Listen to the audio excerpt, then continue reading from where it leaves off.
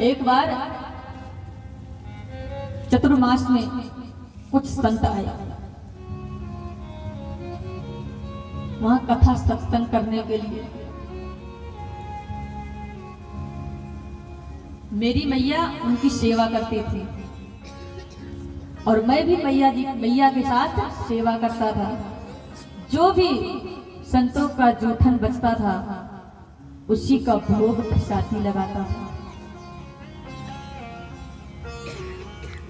एक दिन जब संत जाने लगे, मैं रुदन करने लग गया, प्रभु मुझे भी साथ ले चलो, मैं यहां नहीं रहूंगा। नारद जी की मैया रुदन करने लग गई, मेरा एक ही पुत्र, ये भी चला जाएगा कि किसके सहारे रहूंगी, यही तो मेरे बुढ़ापे की लाठी है। अब संत नारद जी को समझाते हैं और कहते हैं अभी तुम मां की सेवा करो, उसके बाद मेरे पास आ जाना। नारद जी को बहुत दुख हुआ, लेकिन क्या करें, अब वो अपने मां के साथ। एक बार उनकी मां गौशाला में गाय का दूध निकालने जा रही थी। अंधेरा था, रात्रि का समय था, उनको कुछ दिखा नहीं। एक सर्प के ऊपर पैर रख दिया, सर्प के काटने से उनकी मृत्यु हो गई।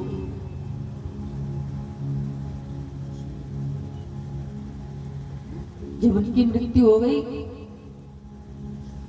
नारद जी को दुख तो बहुत हुआ, लेकिन कहीं प्रसन्नता भी हुई कि अब मुझे भक्ति करने को मिलेगा, अब मैं मुक्त हो गया। और आज नारद जी संतों को ढूंढने के लिए निकल पड़े। वो कहाँ है, जब उनको कहीं नहीं मिले। संत महात्मा का एक स्थान तो होता नहीं, आज यहाँ कल वहां।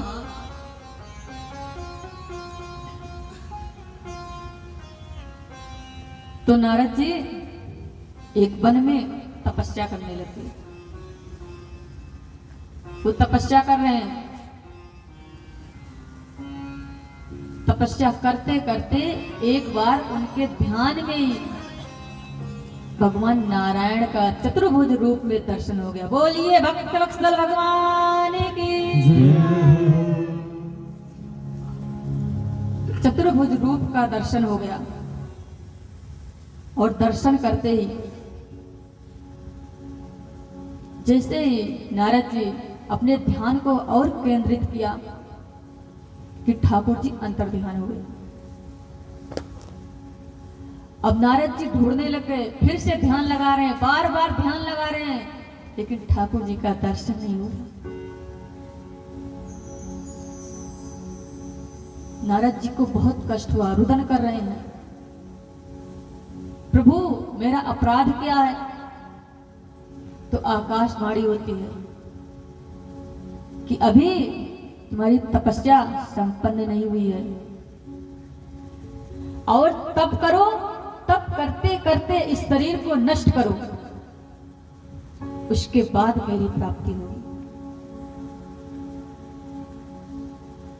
नारद जी और तप करते हैं, और तप करते करते उस शरीर को जब नष्ट हो जाती है वो शरीर, तो उनको भगवान नारायण के दर्शन होते हैं। वही नारद जी आज ब्रह्मा के पुत्र हैं।